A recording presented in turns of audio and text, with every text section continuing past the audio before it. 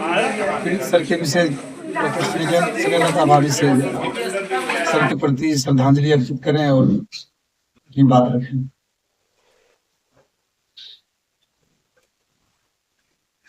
सभी लोगों को प्रणाम।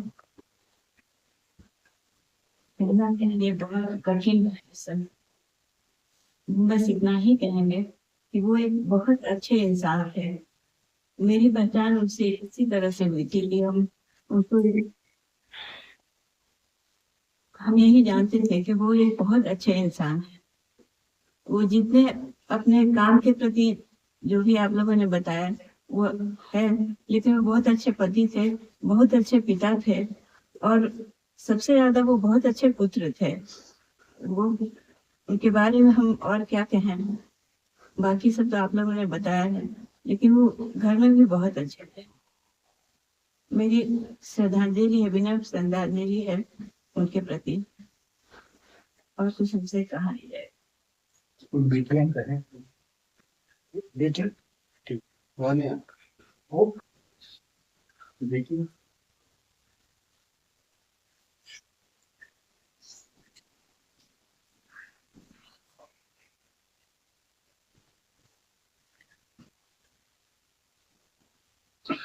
मूवी में भी कुछ कहा तो नहीं जा रहा है, बिकॉज कितनी सारी मेमोरीज है वो सब याद आती है और अभी बहुत ज्यादा ही याद आ रही है। स्पेशली आप सभी की अपने अपने इंस्टेंसेस जो आप सब बता रहे हैं वो सब सुनकर भी बहुत अच्छा भी लग रहा है। नई नई बातें भी पता चलती है, बहुत पुरानी बातें भी है जो रिपीट हो रही है, सुनने में भी अच्छा लग रहा है। ऐसा लगता है कि अभी अभी हमें तो यही लगता है कि शायद कहीं गए हैं और वापस आ जाएंगे।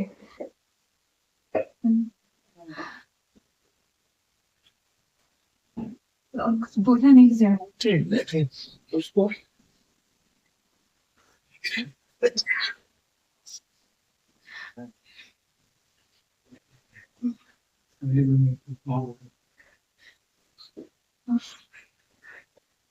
पापा के बारे में बचपन से ही याद है कि जब हम बहुत छोटे थे, पता नहीं 4-5 साल के थे, तभी याद है कि पापा से मिलने बहुत लोग आते थे।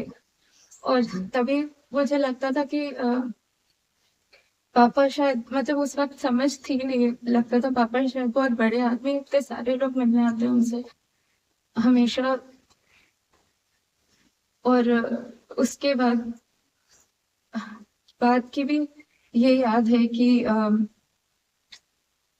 वो हमेशा ही अपनी कहानियां जब भी लिखते रहते थे बहुत ही फोकस के साथ, और गंगा किनारे भी बैठ के हमेशा अपनी कहानियां लिखते रहते थे।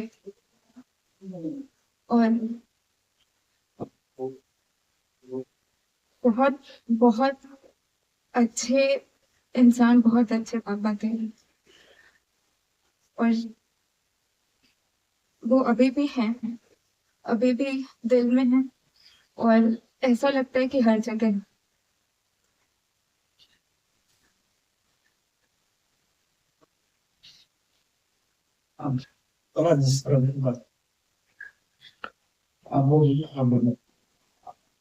विश्वास आपको लगता है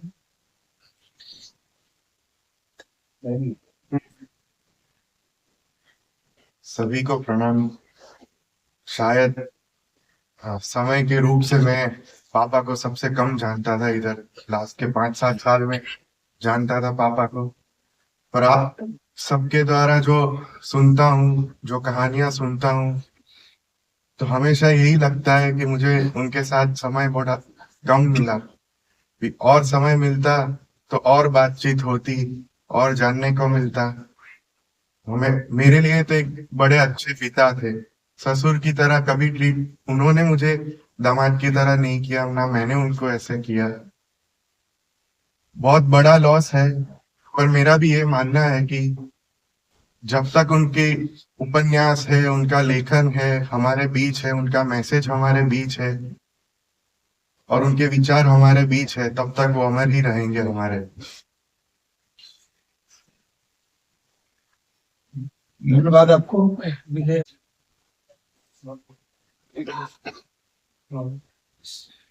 सभी को प्रणाम।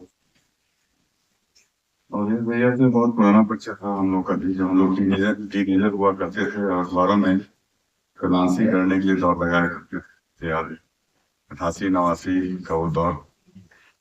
और मेरा जो भी क्षेत्र थोड़ा अलग था, कलाओं पे लिखने की वजह से आमतौर पे बहुत ज्यादा इंटरेक्शन सब लोगों से नहीं रहता था, लेकिन हमेशा उन्होंने मुझे हमेशा प्रोत्साहित किया और जब भी मिले तो काफी लिखने को लेकर ही हमसे बात होती रही।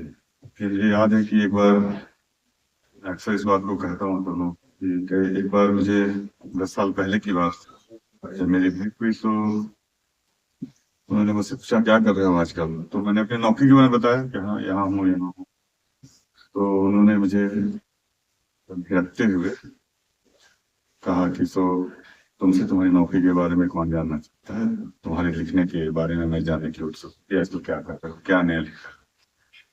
तो एक बड़े भाई का जो स्नेह भाव होता है, बहुत सारे हमारे उम्र के लेखकों को उन्होंने दिया है, और हम सब लोगों के जो बनने में उनकी भूमिका है वो रही है, वो निश्चित रूप से हम लोग उसको मानते हैं कि उनकी वजह से भी बहुत सारे लेखन में हम लोगों ने जो कुछ सीखा उसमें उनकी भी बड़ी भूमिका रही।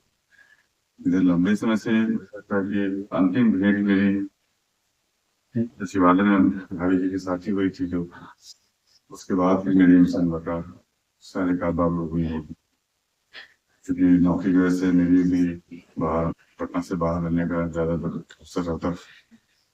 लेकिन वो हम लोगों के लिए सही कहा गया है, बार बार ये बात आई है कि कोई व्यक्ति हम लोग के बीच से ज्यादा तो रही है, वो अपनी कहानियों के मार्फत से अपने व्यक्तियों के जरिए हम लोग के बीच जीवित भी रहता है।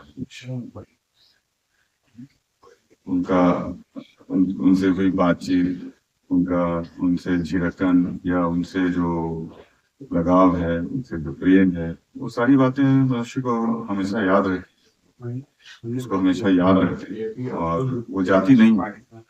इसलिए अवधेश भैया भी हम लोग के बीच ही रहेंगे हमेशा। शुक्रिया। हाँ, धन्यवाद सर।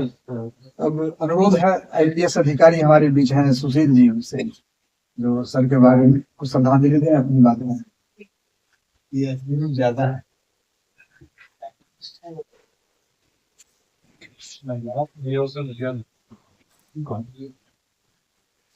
ये सोच के बहुत दुखद लगता है कि हम अवधेश भैया के स्मृति सभा में यहाँ उपस्थित हैं। करीब 30-32 साल पहले का समय होगा जब हम लोग कॉलेज में आए थे, और तब से हिंदुस्तान का वो कमरा भी याद है जहाँ हम लोग जाते थे। अपना हम लोगों ने एक नई संस्था शुरू की थी समन्वय के नाम से, और लगातार हम लोग अपनी गतिविधियां करते रहते थे। तो हम लोग बहुत उनके पास जब भी जाते थे, एक अब सबको पता ही होगा पुराने लोगों को कि हिंदुस्तान में साहित्य संस्कृति को लेकर काफी चीजें छपती थी और अलग पन्ना छपता था। तो हम लोग बहुत साधिकार जाते थे, अधिकार के साथ कि अभी जाएंगे और हम लोगों का जो काम है, हम लोगों ने जो कार्यक्रम किया है वो जरूर छप जाए। तो वो बड़े भाई की तरह हमेशा ही रहे। और इधर कुछ दिनों की तबीयत खराब थी, लेकिन कभी लगा नहीं कि इतनी तबीयत खराब हो तो हम लोगों के बीच इतना जल्दी निकल चले जाएंगे। और पिछले साल पुस्तक मेले के समय मेरी अंतिम मुलाकात, उसके बाद फिर मैं क्योंकि बाहर अभी पोस्टेड हूँ तो नहीं मिल पाया। और पटना के साहित्यिक जगत में एक अनिवार्य उपस्थिति उनकी रहती, और हम लोग भी पहले तो अपने कार्यक्रम की रिपोर्ट छपवाने के लिए और बाद में अपने कार्यक्रमों में उनको बतौर वक्ता लगातार बुलाने लगे, और वो संपर्क, एक संबंध लगातार।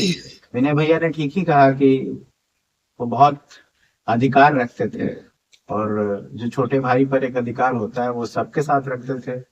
इसलिए हम सब यहाँ जुटे हैं। और अभी मैं बस सीधे राजगीर से यहाँ आ रहा हूँ, मुझे समय पता था तो मैं ऑफिस करके और सेकंड हाफ में यहाँ आया।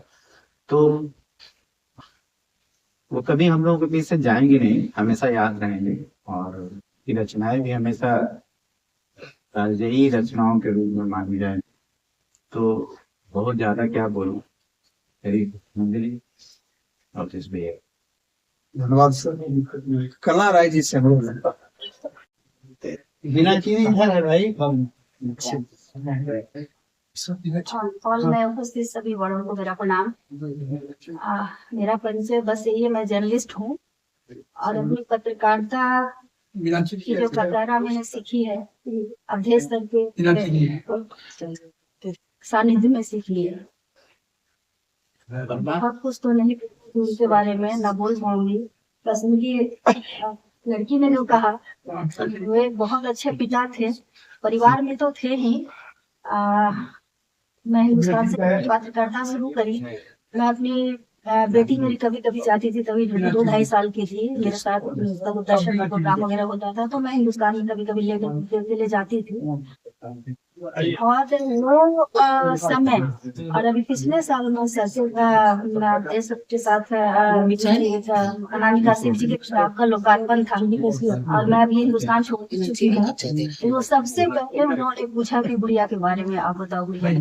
तो इनके व्यक्तित्व खैर तो उनके बारे में सभी जानते ही हैं, लेकिन वाकई वो इंसान के रूप में ऐसे जो किसी के दिल से जाएंगे और सबके बीच में बहुत अच्छी यादें लेकर करके वो जीवंत रहे।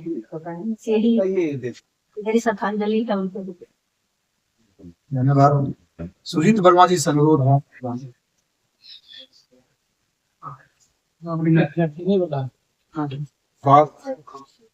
सर 85-86 ये शंकर भैया ने टीचिंग का हम लोग तुरंत हाई स्कूल पास किए थे और फर्स्ट ईयर में थे नरकटिया टीपी वर्मा कॉलेज, और एक संस्था चलता था साहित्य, तो उसी दरमियान हमारी पीढ़ी जो थी एकदम ताजी कोपल वाली पीढ़ी थी। हम लोग कविताएं वगैरह लिखते थे, तो इस बीच में पहली बार मैंने उनको देखा था टीपी वर्मा कॉलेज नरकटिया में, एक कवि गोष्ठी था और उनके बहुत लंबे लंबे बाल थे। वो बाल ऐसे करके जो कविताएं सुनाते थे वो पूरे मंच को लूट लेते थे। उसके बाद बीच बीच में 85 से लेके लगभग 90-95 तक हम लोग असिस्टेंट में रहे। उन दिनों में सुजीत प्रसून के नाम से लिखा करता था बहुत सारी चीजों में, पत्रिकाओं में। फिर मैं लगभग 98-99 के बाद मैं साहित्य से कट गया, थोड़ा कुछ समय के लिए मार्केटिंग में आ गया। एक दिन अचानक वही 2009 या 10 की बात है, प्रसून इधर आओ। मैंने देखा मेरे पुराने नाम से कौन मुझे पुकार रहा है, क्योंकि मैंने फिर नाम सुजीत वर्मा के बदल लिया था।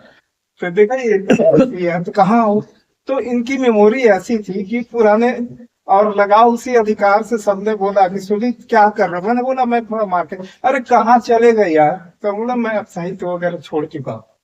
तो नहीं तो तुम थोड़ा ट्रेड चेंज करो। तो इसी बीच में सफदर भैया से भी, ये भी उसी समय से उनसे भी परिचय है। तो बोले कि ऐसा करोगे तुम थोड़ा टीचिंग हो गया। तो फिर उनका कुछ सुझाव, अपनापन और आदेश आता था कि मैं फिर ये कॉर्पोरेट टीचिंग की तरफ मुड़ा। और फिर बोले कि अब लिखते उखते हो कि नहीं। तो मैंने तो फिलहाल मैंने छोड़ दिया। तो नहीं तुम लिखो, तुम्हारी बहुत इमोशनल कविताएं वगैरह होती थी। उसके बाद मुजफ्फरपुर वगैरह में भी अक्सर आते रहते थे। पीसीसी में हम लोग थे, अंग्रेजी डिपार्टमेंट था। फिर इधर जब 12-13 से फिर शुरू हुआ, इन लोगों ने कुछ पटना में दूसरा शनिवार करके गांधी मैदान में कार्यक्रम होता था। तो उसके बाद मैं फिर जोड़ने लगा। तो फिर कुछ मेरी भी किताबें आई, अंग्रेजी वगैरह की उपन्यास आए। फिर एक बार उन्होंने मुझे बुलाया 2022 19 अगस्त, मुझे याद है उस दिन मेरा जन्मदिन था। उस समय इनकी ये किताब रुई लपेटी आ चुकी थी। उन्होंने बोला सुजीत मैंने तुझे कुछ काम से बुलाया है। बोले तो देखो ये एक शिमला का ये मेरे पास एक लेटर आया है, यूजीसी का जर्नल है कोनिफर, इसकी समीक्षा लिखनी है 500 वर्ड्स या 600 वर्ड्स में से अंग्रेजी में लिखनी है। ये काम मैं तुम्ही को दे सकता हूँ भैया। तो मैंने बोला भैया मैं समीक्षा वगैरह, अरे लिखो तुम। खैर मैंने लिखा, वो कोनिफर में छपी। उसके बाद वो शायद चले गए थे लखनऊ, मुझे याद है। और मैं मेरी किताब में फिर मैं काम कर रहा था जब थम गई दुनिया, वो कोविड के ऊपर था। तो मैंने सोचा थोड़ा अवधेश भैया से मैं बात कर लूं, तो सांस का प्रॉब्लम था उनका। तो 8-9 बजे सुबह का समय था, शायद अक्टूबर या सितंबर नवंबर के बीच की बात है। तो मैं आप भी रहे थे, मैंने बोला भैया आप टहल रहे हैं क्या, मॉर्निंग वॉक कर रहे हैं क्या, आपकी पेंटिंग हो रही है सांस की? तो नहीं मैं थोड़ा जा रहा हूँ, वो लोग हॉस्पिटल, वो था प्रॉब्लम। तो नहीं आप बात में बात करना। तो बोलो नहीं तुम बात करो 5-7 मिनट, तो मुझे थोड़ा अच्छा लग रहा है क्योंकि तुमसे मैं बता रहा हूँ कि तुम ऐसे लिखो ऐसे। तो मुझे लगा ये हर स्थिति में अवधेश भैया का जो था, उनका हर क्षण ऐसा लगता था कि किसी को प्रोत्साहन करने के लिए ही। और मैं जो आज मैं जो भी थोड़ा बहुत देखा हूँ, तो हम शुरुआत के वो कोपल है, इन लोगों की उंगलियां, ये भी वही समय थे, ये भी सीनियर ही थे, काशिम भैया भी थे, ये सारे लोग थे। तो वो सहजता, वो अपनापन, वो अंत तक बना रहा। अंत में मैं एक बार 3 तारीख को रेडियो स्टेशन पे था, एक हमारे साथ प्रोफेसर थे अनिल प्रसाद, बोले कि अवधेश प्रीत जी के यहाँ चलना है। हम बोले कि आपसे परिचय है? तो नहीं, मैं मिलना चाहता हूँ। तो मैंने फोन लगाया, तो फोन शायद मिलना हम लोगों का नहीं था। तो 3 अक्टूबर की बात नहीं, 3 नवंबर की बात है, हाँ 3 नवंबर की। तो फोन रिसीव, अच्छा हम लोग चलेंगे भैया, तो यही है, लेकिन संजोग वही की शायद मिलना दोबारा हो नहीं सका उनसे पिछले फिर बाद से। लेकिन नहीं, उनकी अनुपस्थिति तो है नहीं, वो तो रचनाओं में जीवित हैं और सबके प्रेरक रहे, सबके गार्डियन रहे। हमारी पीढ़ी तो अवधेश भैया की जैसे उन्हीं की देन है कि हम लोग थोड़े कदम पकड़ना, लिखना और साहित्य को साधना शुरू किए। और इन्हीं शब्दों के साथ फिर से मेरी श्रद्धांजलि। धन्यवाद सर। संक्षेप में सर के बारे में बहुत जानकारी मिली है। हम लोग स्मृति सभा में और विस्तार से बात करेंगे। और संक्षेप में हम लोग सर को श्रद्धांजलि दें। अब मीना जी से अनुरोध है अपनी बात में।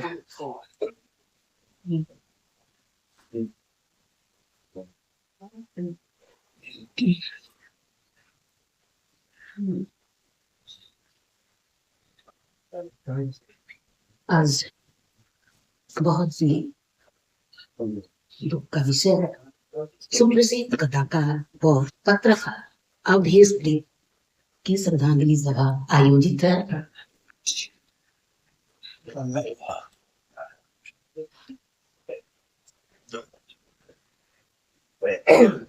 आज सुप्रसिद्ध कथाकार व पत्रकार अवधेश प्रीत जी की श्रद्धांजलि सभा आयोजित है।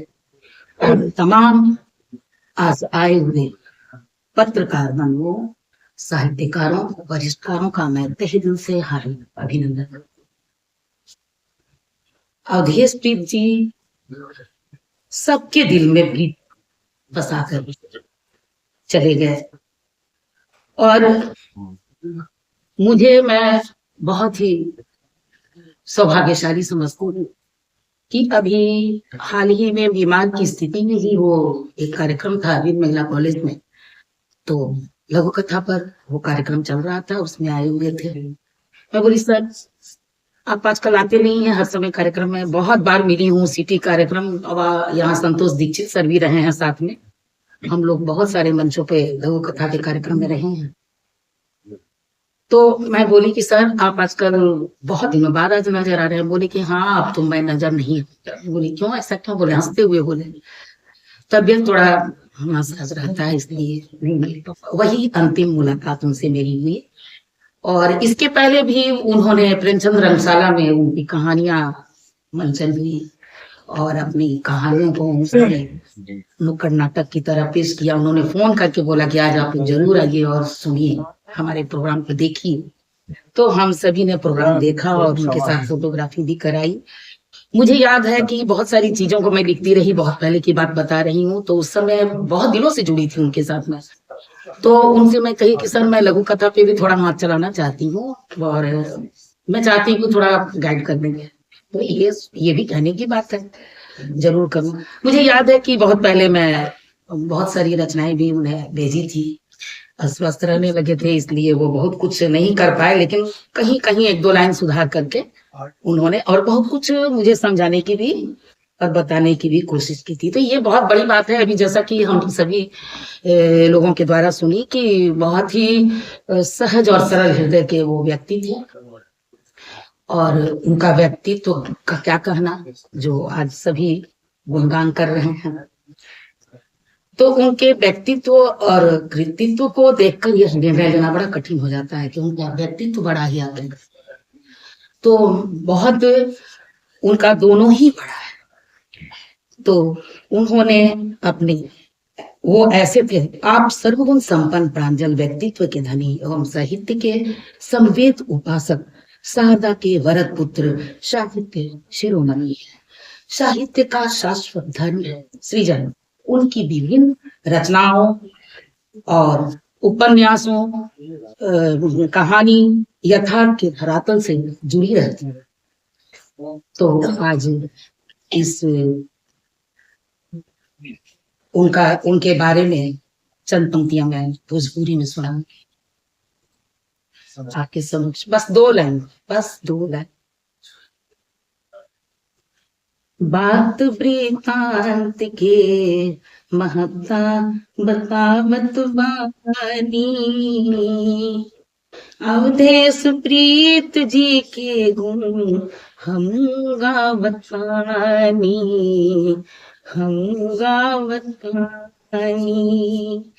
बात वृतांत के महत्ता बतावत बानी,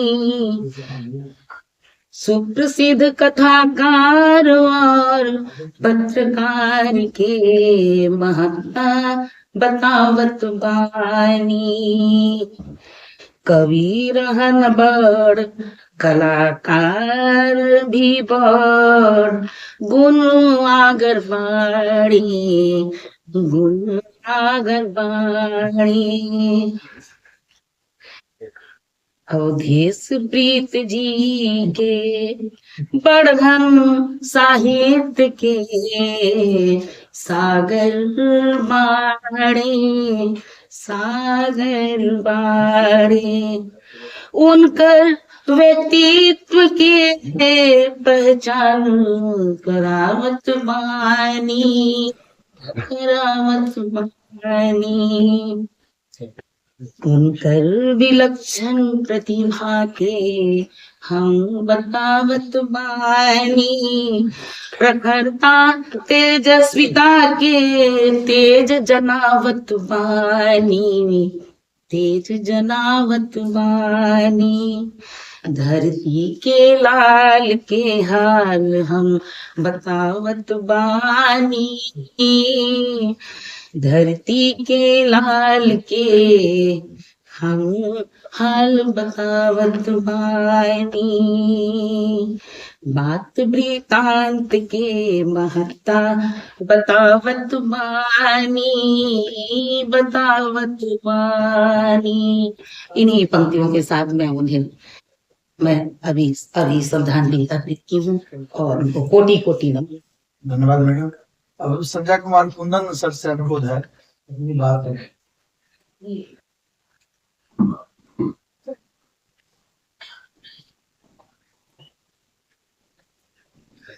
ये ऐसा लम्हा है कुछ बोलना बड़ा कठिन होता है। संतोष सर, संतोष सर, उपन्यासकार का जाना और एक आदमी का जाना दो बातें हैं, सच पूछिए। सबसे बड़ी बात होती है किसी आदमी का जाना, किसी अच्छे आदमी का। जैसा आप लोगों ने, सारे लोगों ने बताया, और जो मेरा स्वयं का अनुभव, और कब लोग होते हैं जो अच्छे आदमी बनते, जो बिना राग द्वेष के लोगों की मदद करते हैं। ऐसे आदमी का जाना, और इधर 3-4 ऐसे लोग चले गए, कासिम खुशीक चले गए, जो कि उनके बहुत अच्छे मित्र थे। फिर मेरे भी बहुत सारे 1-2 मित्र ऐसे चले गए हैं कि मैं पूरे इस महीने एक अजब अवसाद, जो मेरा मूल स्वभाव था, वो लगता है खोता चला जा रहा है। क्योंकि मृत्यु एक ऐसा सत्य है जो बड़ा बहुत ही कठिन है इसको झेलना। तो रोज देखते हैं लोगों को मरते हुए, लेकिन ये हम लोग महसूस नहीं कर पाते हैं इसका जो आघात। तो मैं ज्यादा बोल ही नहीं पाऊंगा इस पर, जितना ही मैं कर सकता हूँ कि जब तक उनको लोग दिल में रखें, क्योंकि आज का जमाना ऐसा हो गया है कि लोग अच्छे लोगों को भी बहुत दिल में नहीं रखते। लेकिन मैं बनाता हूँ यही कि लोग उनको याद रखें। वैसे बैक करने के लिए भी बनाता और जो उपन्यास है जो मजबूर करेंगे लोगों को कि उनको याद कर। धन्यवाद। आप साथ से अनुरोध है, इनसे मैं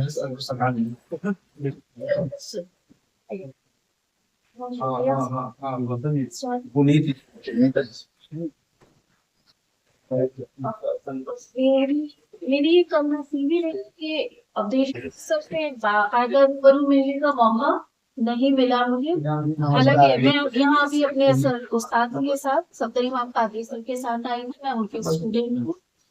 और अवधेश प्रीत सर का नाम उन्हीं की जुबानी पहली बार सुना, और उसके कई बार, मतलब वहाँ से कई बार हमेशा उनकी तारीफ सुनी, उनके अफसानों की तारीफ।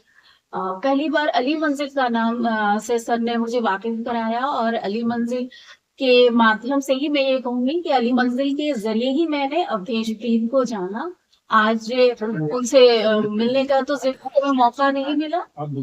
आज आ भी रही हूँ उनकी सभा में, तो वैसी सभा में जहाँ वो खुद मौजूद नहीं है। हालांकि एक मौका आया था, सर ने अभी जिक्र भी किया कि शौकत याद के सिलसिले में जब एक प्रोग्राम कर रहे थे, उसमें अवधेश प्रीत सर को आना था, लेकिन वो किसी वजह वरना खुश थी कि मैं उनसे मिल लूंगी, अली मंजिल के मुसन्निफ से मिल लूंगी, लेकिन मिलने का मौका नहीं मिल पाया।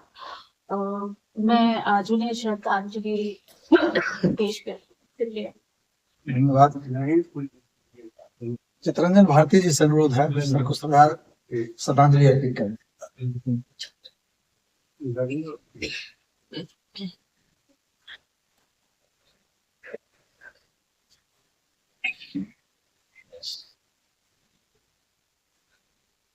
अवधेश प्रीत जी का श्रद्धांजलि के हम सभी उपस्थित। अच्छी बात है कि हम लोग कम से कम एक साहित्यिक व्यक्तित्व को प्रति अपनी संवेदना व्यक्त कर रहे हैं। हम यहाँ पर 2021 में नॉर्थ से आए, लेकिन इसके पहले उनसे मेरी हल्की फुल्की परिचय होता रहता था हिंदुस्तान और अखबार में। और फिर 2017-18 में हम लंबी छुट्टियां लेकर यहाँ रहते थे, तो उनसे मेरा परिचय हुआ। मेरे 2 कहानी संग्रह मैंने कहा कि पटना से मैं प्रकाशित करवाना चाहता हूँ, तो उन्होंने 2 कहानी संग्रह के लिए एक प्रकाशक से बातचीत की, और इस प्रकार से मेरे 2 कहानी संग्रह यहाँ छपे।